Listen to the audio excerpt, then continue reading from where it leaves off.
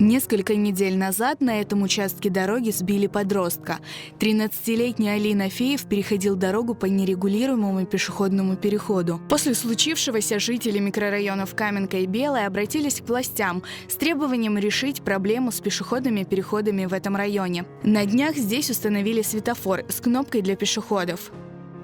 Конечно, удобнее стало. Теперь можно хоть ребенка одного отпускать в школу, потому что то аварии, то постоянно. Это очень удобно. Наконец-то додумались. Реверсионное движение сделали, а пешеходного перехода нет. Это хорошо.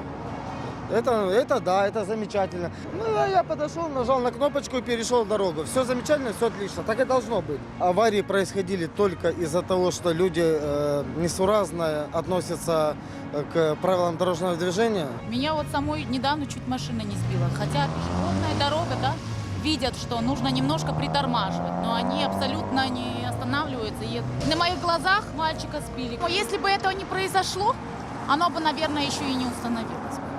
Теперь, чтобы перейти дорогу в этом месте, необходимо нажать кнопку и дождаться разрешающего сигнала светофора. Однако мнения местных жителей разделились.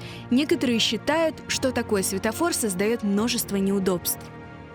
Страшно неудобно. Попадал на случай, когда он моргает, вот этих желтых я еще не видел, а машины едут, не останавливаются. Стало еще хуже, потому что люди не видят, многие не знают, что надо нажать кнопку. Получается, водитель едет, издалека видит, что у него зеленый свет. И как бы едет себе, а тут и с колясками люди, и старики. Из 10, может, пару человек, и то молодежь. Там дети тоже бегают, я не знаю, это к лучшему или к худшему.